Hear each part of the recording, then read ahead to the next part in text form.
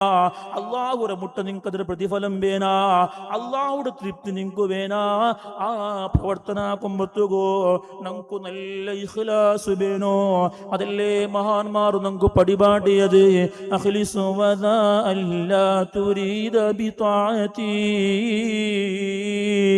ഇല്ല തഖർറുബ മിൻ ഇലാഹിക ദിൽ കിലാ. മനുഷ്യാ, മുഅ്മിനീങ്ങളെ, നിങ്ങൾ ആക്കിടങ്ങനത്തെ പ്രതിയൊരു പ്രവർത്തനവും ആ പ്രവർത്തനാക്കുമ്പത്തുകോ നിങ്ങളെ മനസ്സിൽ നിങ്ങൾ വിചാരിക്കണായത് ഏകനായ ജഗനിയന്താവായ നണ്ട പടച്ച് പരിപാലിക്കിടങ്ങത്തൊരു അള്ളാഹു ഉള്ളല്ലേ.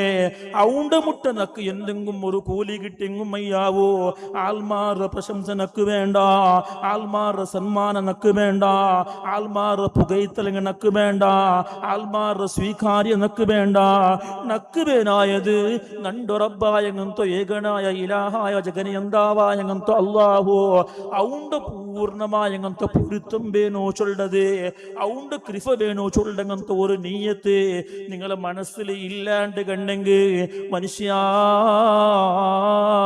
ഖസിറത് ദുനിയാ വൽ ആഖിറ, ദുനിയാവും ആഖിറവും പരാജയപ്പെട്ടു പോകും കേട്ടോ. അതുകൊണ്ട് പ്രിയ